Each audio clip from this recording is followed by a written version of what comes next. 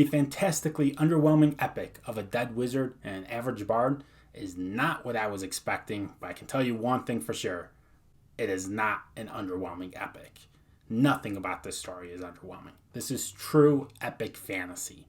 It is not what I expected. Based on the title, I thought you were going to be getting a fun, lighthearted story, something like the Fred the Vampire Accountant series. But this is nothing like that. It is epic fantasy, and I'd actually put it on the darker side of the spectrum as far as epic fantasies go. It's not grim dark, but it's definitely not a happy, feel-good story.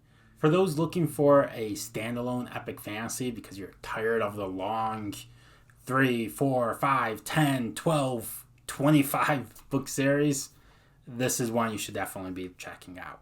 Now, you start off following George. He's your protagonist, but there's not really anything special about him. He's just a young orphan. He grew up with only his sister and himself looking out for each other, but his sister has passed away.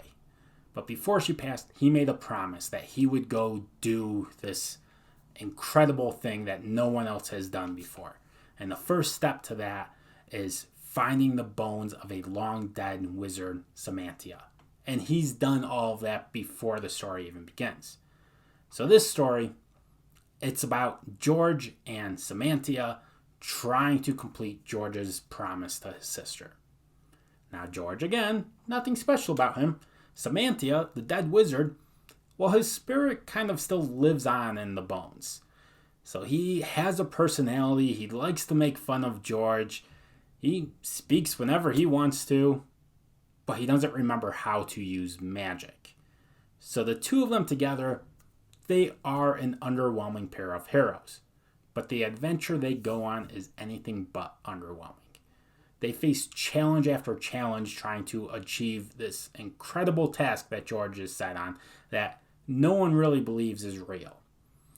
But while doing that, they slowly uncover more and more about who Samantha is and what his mission was and why he's still somewhat alive, or at least the spirit of him is alive.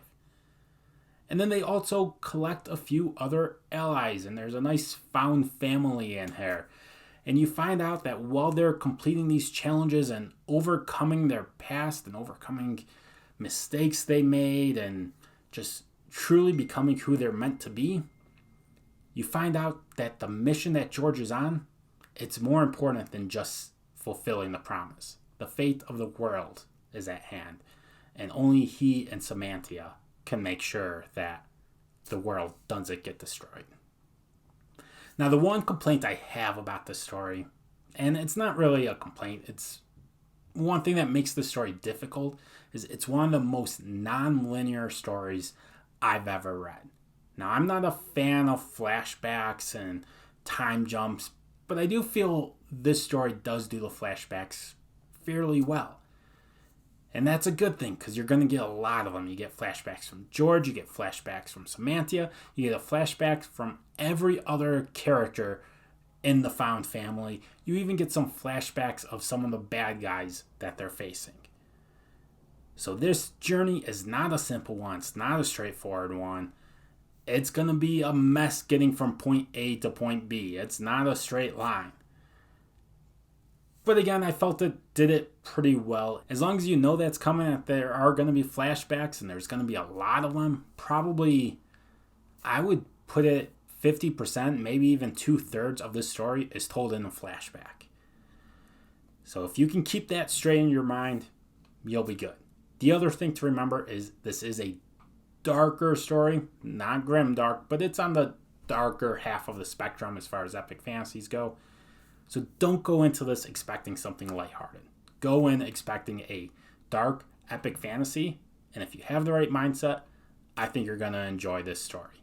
It's a fantastic standalone, has plenty of humor in it, plenty of tension, and the suspense just builds and builds, and even at the end, you still don't know what's going to happen. So this is one I definitely recommend. I gave it 4.5 out of 5 stars. And if this was a book I had read in 2023, it would have ended up being one of my top 10 books of the year. So We'll see if that holds true for 2024. Either way, I enjoyed it. Go check it out. It is an underrated standalone epic fantasy. So until next time, bye.